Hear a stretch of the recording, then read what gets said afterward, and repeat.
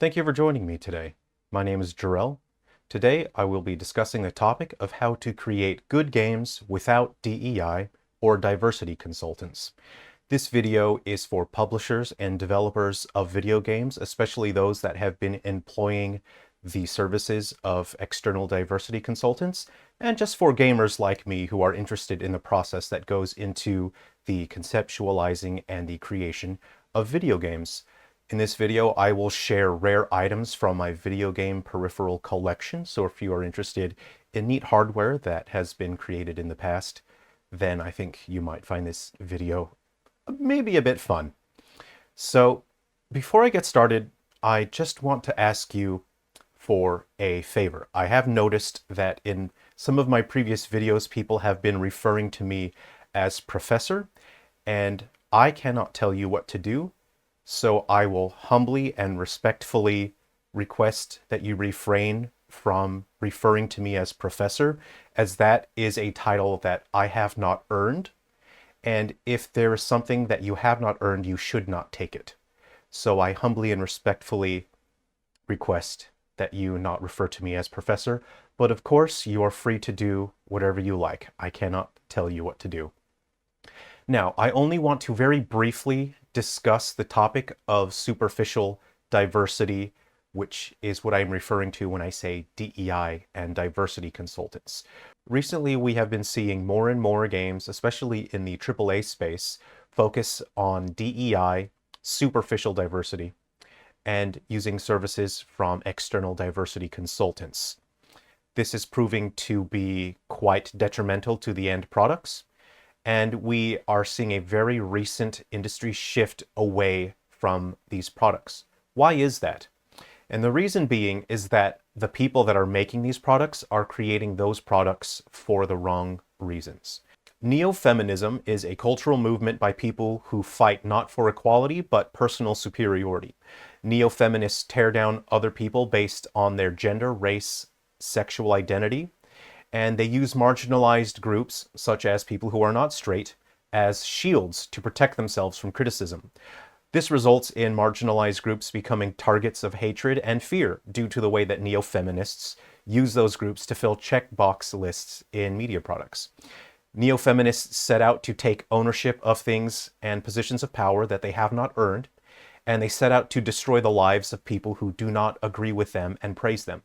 Neo-feminism is a failed cultural movement that the world has recognized and become wise to, and is now universally fighting back against. So, we can leave that topic there. Let's focus on the fun stuff now.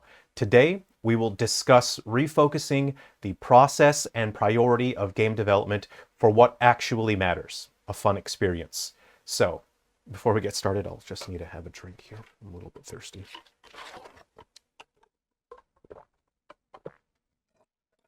So, what is most important for video games is to focus on fun. To get to the cool part of the video, I'll start sharing some of the rare peripherals I have in my collection. I'll start out with this one, which is one of the less rare peripherals, but this is a controller for the PlayStation 1 that simulates a sense of fishing.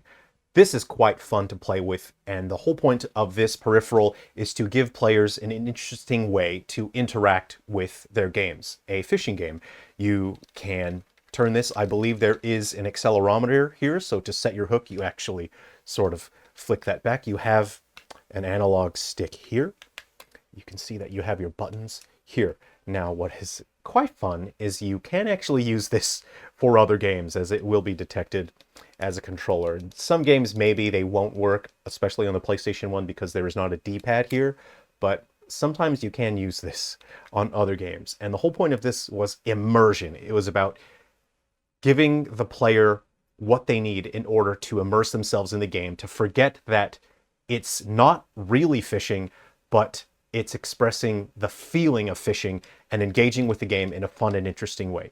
I think maybe a lot of people might recognize these were used for a quiz game called Buzz, and this is such a simple accessory. This peripheral is not necessary. You can play the game with normal controllers, but there's something about this.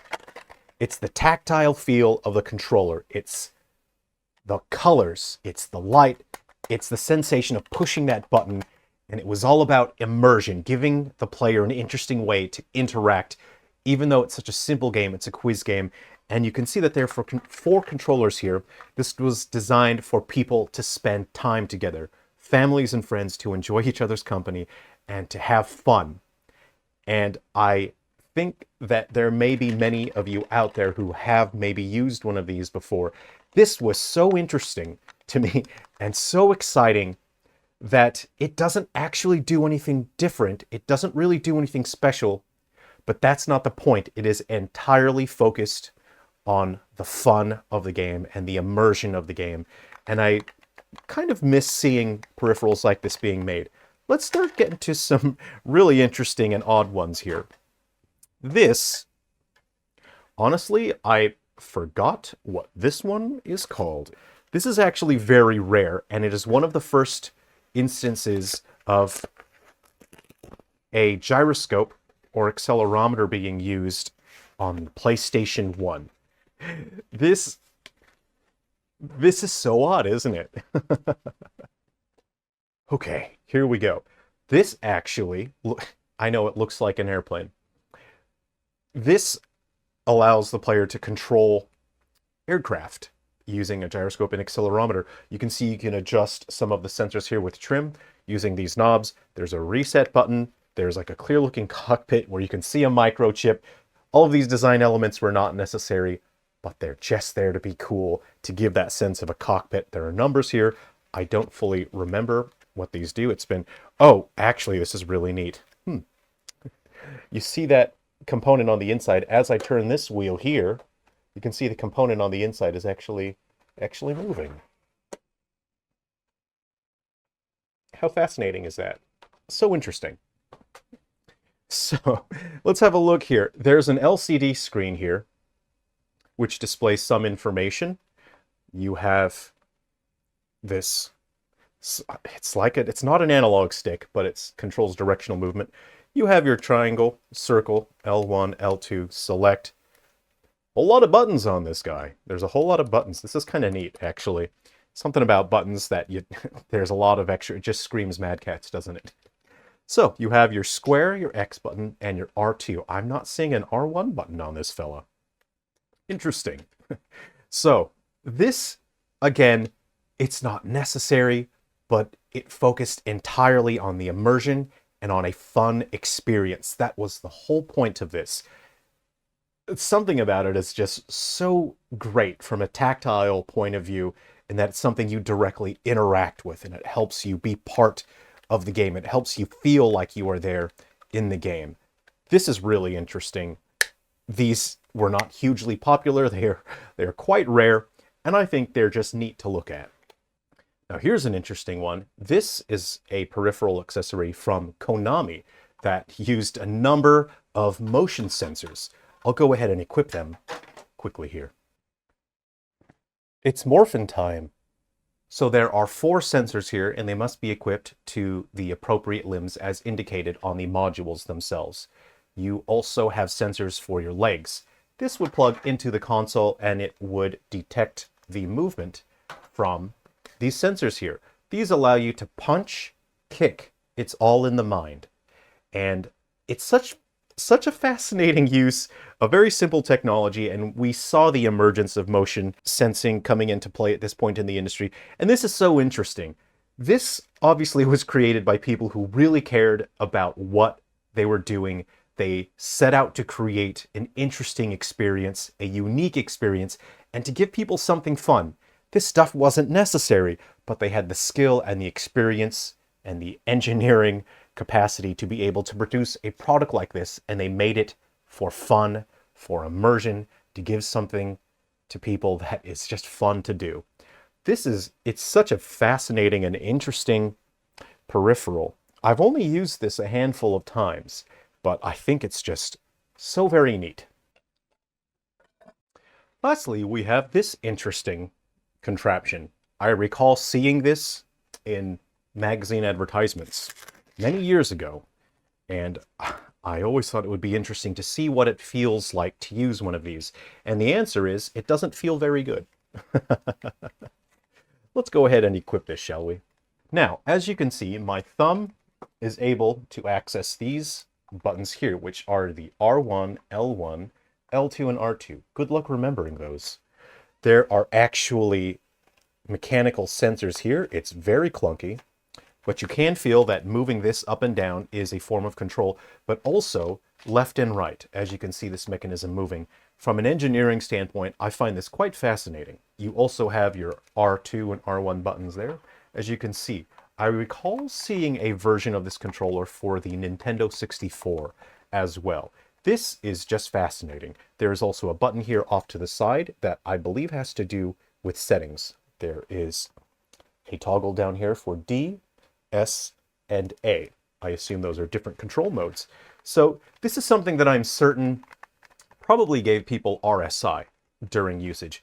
And it looks like it's here to protect your wrist when you've sprained it. The fact that this exists is so interesting to me. And it just makes me ask why. But when I see these kinds of peripherals, I also wonder, what can you do with that? What are the possibilities with that? That is the excitement from games from an era where they were created for excitement. They wanted people to ask, what can you do with that? What's possible? And it is important to look back on this era of gaming because it was a renaissance period of developers experimenting with new ideas. And while there was always the corporate and business side of earning revenue, the people actually creating the games, the people coming up with the concepts, the people actually making the games in the studios, doing the hard work and hours and hours and hours every day, these people really cared about what they were doing and they wanted to make an experience for people. These people love video games, they cared about it, and they wanted to make good games for people. So what is so important is that we make sure that our development teams are comprised of people who really care about what they're making and whose priority is to make a good game and a good experience for gamers. I believe that we can get back to a state in the industry where we are driven by passion and creativity and by creating experiences that people will look at and say, what is possible? What can you do with that? Maybe we don't need one of these things that might give people a wrist injury. There are certain things that maybe it's okay to leave in the past. And there are certain things that we should look back upon and say, okay, this was an approach that worked in the past. Perhaps we should revisit those design philosophies. I hope you've enjoyed taking a look at some of my collection for my rare peripherals. Thank you very much for watching. Be well, take care, and if you are interested in getting into game development, then work hard, believe in yourself, and go for it. The video game industry needs you.